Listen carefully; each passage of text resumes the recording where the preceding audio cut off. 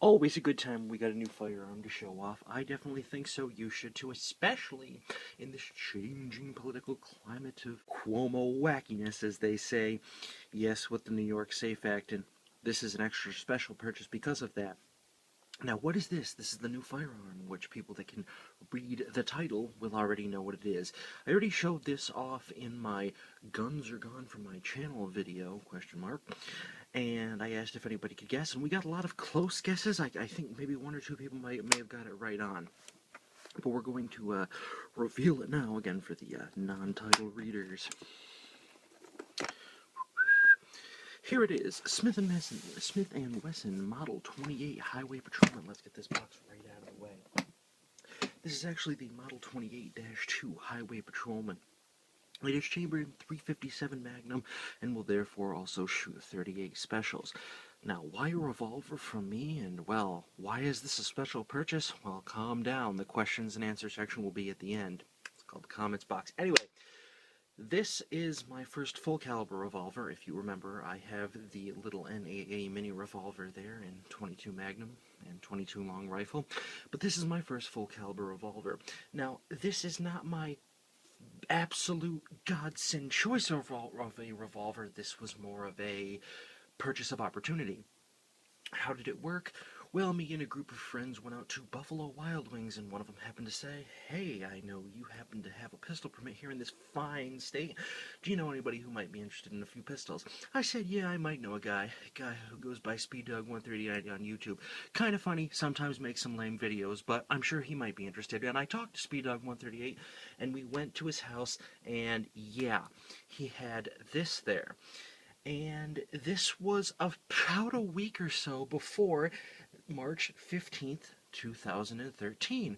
What does that have to do with anything? Haha! You may not realize, but it is now officially illegal in New York to do the private sale of any firearms. Now, if you want to do a private sale, you have to go to a dealer and get a background check. So this was one of the last purchases without a background check that ever happened in New York State. So yes, they sold it to me, my devious being. Who the hell knows what's going to happen now? Now we're just going to have madmen running the streets because I bought this gun without a background check. As you can see, I'm glad we have people fighting for us every day to keep us safer because this was given to me without a background check. Can you imagine? Anyway, back on topic, here we are, Smith & Wesson Model 28-2 Highway Patrolman. It is in .357 Magnum and 38 Special. This started out, not this particular gun, but this model started out as the Smith & Wesson Model 27, which is their .357. It's exactly the same gun as this, except this is called the Highway Patrolman. How did this come about? Well, the 27 was born, and it had a bit nicer finish than this, but all the exact same internals. It had a different finish, I believe, on the firearm itself, on the top strap, and I think maybe the trigger and such. This is the exact same gun as that, except it doesn't have those nice features. Again, it's called the Highway Patrolman because they needed lots and lots of these to equip police officers around the country back in the 70s, and they didn't want to spend all that money on the manufacturing process of that went into various things like the finish on the 27, so the 28 was born. And I'm going to show you here where it says it, because I gotta say I actually like the looks of this gun. You'll see it here. It'll actually focus on this dark barrel. There it says, .357 cartridge, Highway Patrolman. I shined this baby up to what I think is actually pretty nice with some ballistol. Call me Hickok 45. Yes, I did get the idea to use ballistol from Hickok 45. Yes, it works well.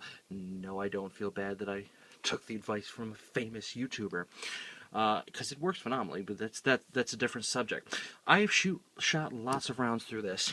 Well, not a huge amount, but quite a bit, considering that it's supposed to be about, God, if you go buy a .357 Magnum box of ammo today, you might be paying $50 for it. Why? Because I'm reloading. So what has it been shooting so far? Well, besides the original factory ammo, these, my custom reloads with a Meister Hardcast 125 grain lead bullet, 5.8 grains of power pistol, CCI primer. Makes the gun a little dirty, as we'll see if I open up the cylinder here and rub my finger along some of the spots. You can probably see some of the dirt coming off. But again, I just cleaned it, so it's not really terribly dirty. Again, not my total revolver of choice. This was a purchase of opportunity. If I had a choice, I'd probably want a stainless steel revolver. I would definitely not want one with a 6-inch barrel, but this was my first revolver, and it was a purchase of opportunity, so I couldn't really let up on it. So speaking of purchase, how much was the price of this beauty? Me saying beauty for something that's not a semi-automatic, it's crazy, right? But you know what they say, you'll learn to love them, right? I paid $350 for this, so I think I actually got quite a good deal for them. The prices are generally in that area, sometimes a little bit more, and if it's in worse condition, sometimes a little bit less, but I can't really complain. I paid $350 for it.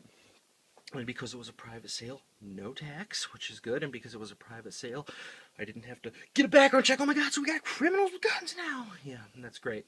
But what really sold me on it, and by the way, it came with this holster, which is far too small for it, because this is the big N frame.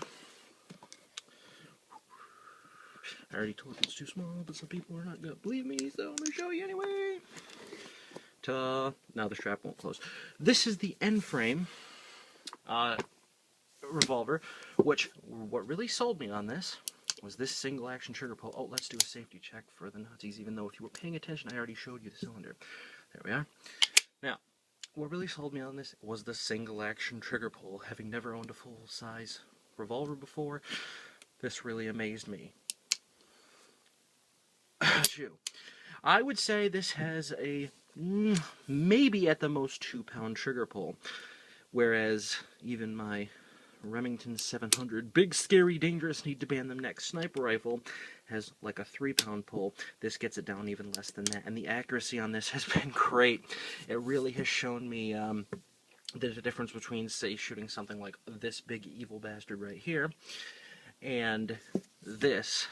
Why people actually like to shoot like bullseye competitions with these nice single action triggers.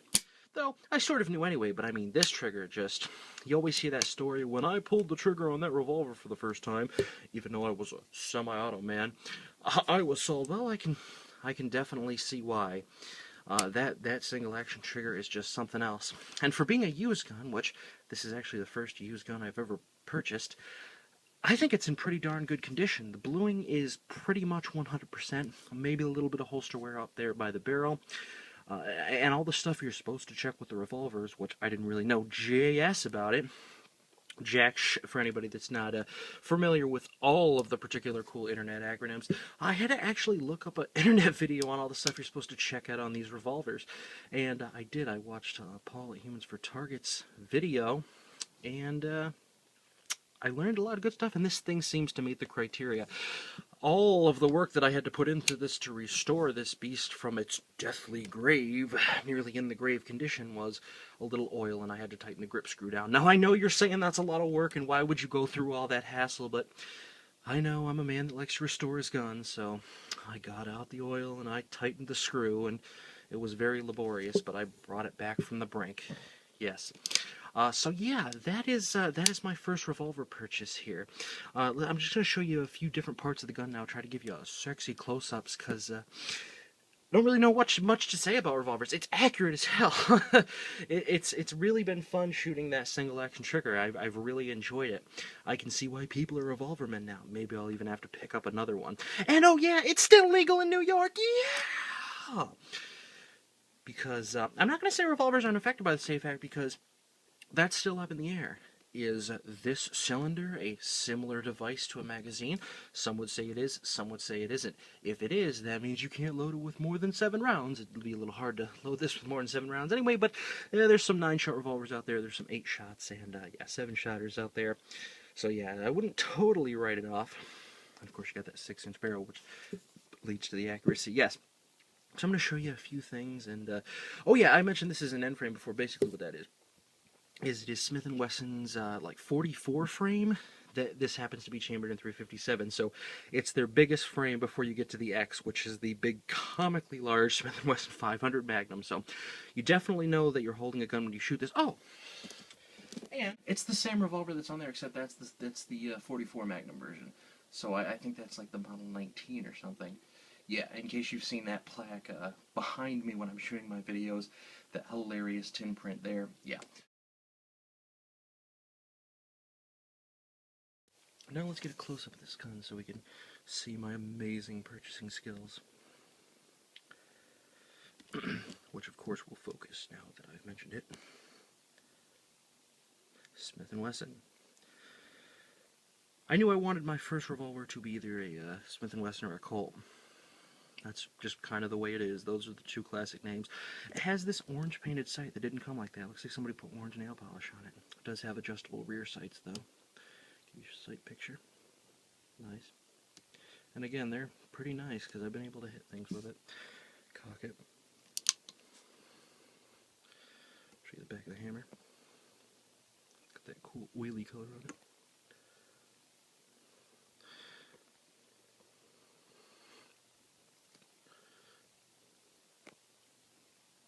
Little medallion in the grip there.